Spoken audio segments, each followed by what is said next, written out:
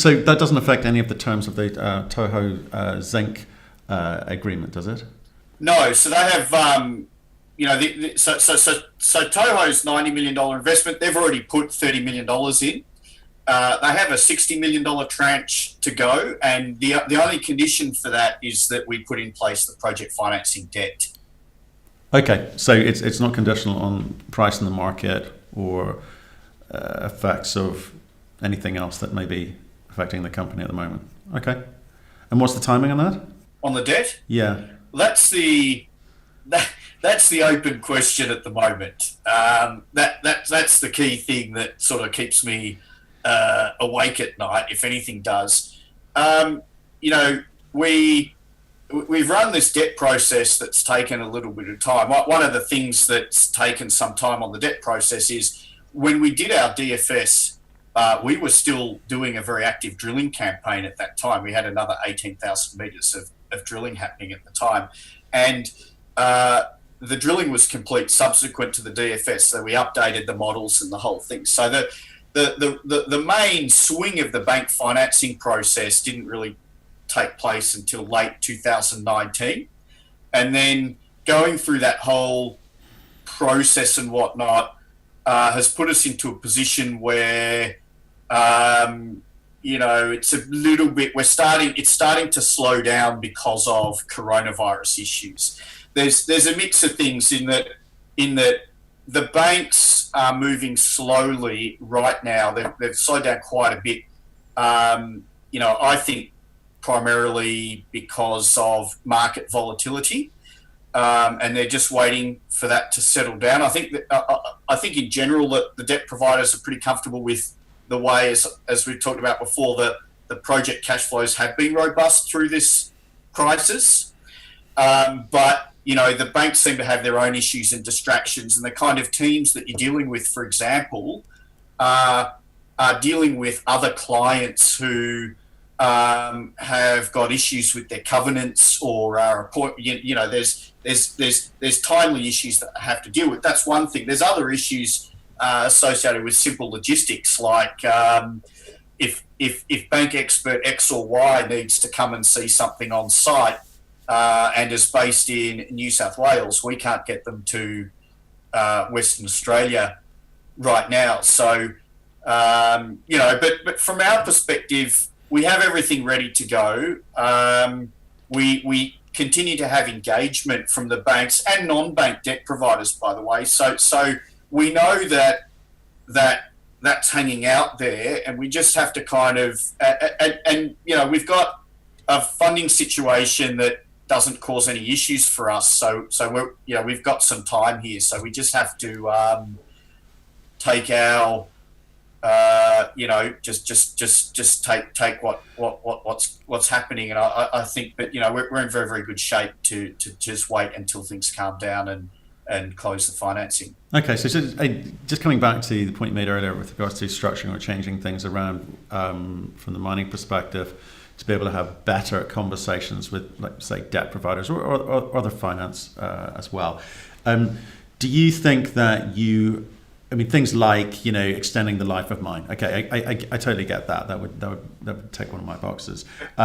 But given the cautious nature of debt finance, it's always the longest pole in the tent when you're trying to get it done, because they're a little bit more cautious and they need to work out how they perfect security and a long list of things that they need.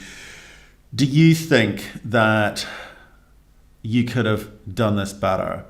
Do you think that you went a bit early? Do you think you went too much with the money that you raised with Toho Zinc?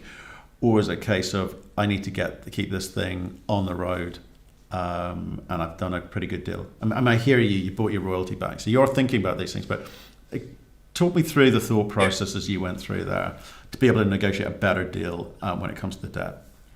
Well, firstly, I think that the Toho deal created a lot of value for us.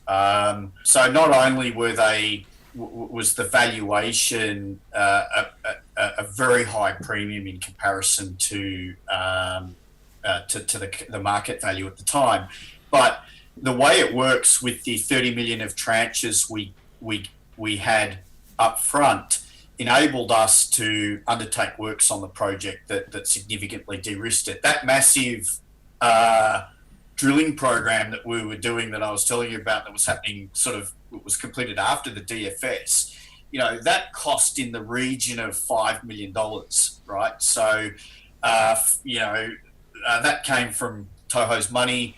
Being able to de-risk the site by doing all these site works is very, very important. We've been able to one of the areas where people often slip up is on having a site that your plant EPC contractor can mobilise to without risk, because if they're delayed in mobilising, that's a cost that starts to get out of control pretty quickly, and it's not something you have recourse back to the EPC contractor on, because in a way it's your fault. So you either add these works into the EPC contract and then pay the EPC margin on top of them, and they cost a lot more, or you take the risk yourself. So by doing those works now, we've been able to do them ourselves, but without the pressure of potentially tripping up and causing wider issues with the project. Now, in terms of the funding, when I look at my cash burn, other than those discrete items, so we've not committed to anything that's beyond those specific discrete items. So, if I can sit here for another 2 years, if that's how long it takes me to get the debt. Now, that's not my belief, by the way. I think what I know from the process we've run is that debt is available for this project, and we're very close to getting it, and we just need the market to calm down a bit. But we're not in a situation where we have any kind of where we've bitten off more than we can chew in a financing sense. That's one thing I think that one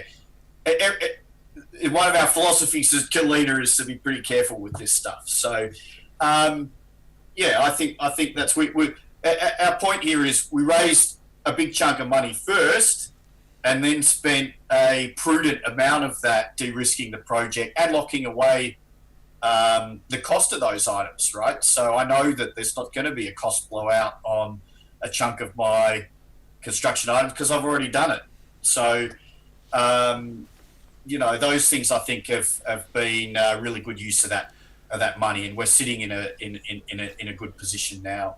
Yeah, I think I'd agree with that. Like, I don't necessarily think there's a right or a wrong answer, but some companies want to get the cash up front, give them the ability to kind of get on with it, take the cash when you can. It's a well-trodden phrase in banking. Yep. It certainly was when I was banking.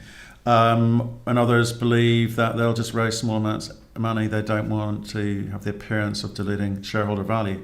But at the same time, they're losing the opportunity to create shareholder value. So it's an interesting debate and a conundrum, and I wouldn't be a CEO of a mining company for love nor money. But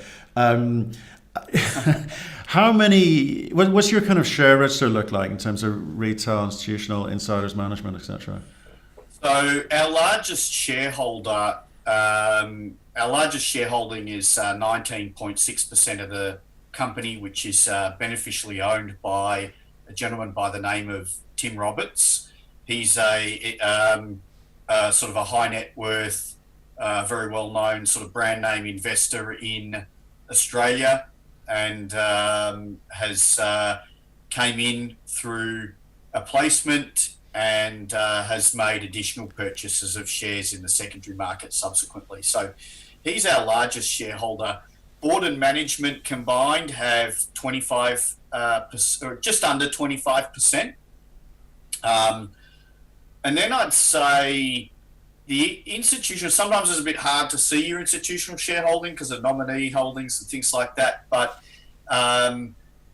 based on a look through, the institutional shareholding is probably around an additional 20-25%, and then the rest is retail. So we actually, we're very light retail investment. That we only, in total, we have around 900 shareholders. And I think one of the main issues for us is that because people like Sandfire Resources with their DeGrussa mine, or Cirrus back in the day with their Nova Bollinger mine, which are very similar mines to ours, base metals with similar economic returns. They've been public for a lot longer.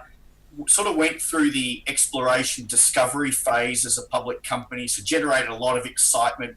They had sort of thousands of shareholders at the point at which they were coming into construction. So we probably, I still find that not that many people are aware of the company. So you know, I think we'd like to build up more of a following. We're not unhappy because we've been able to get our funding and keep moving, and we think life will take care of itself eventually. But I do think it's, in a way, it's a missed opportunity for some if they can't participate. But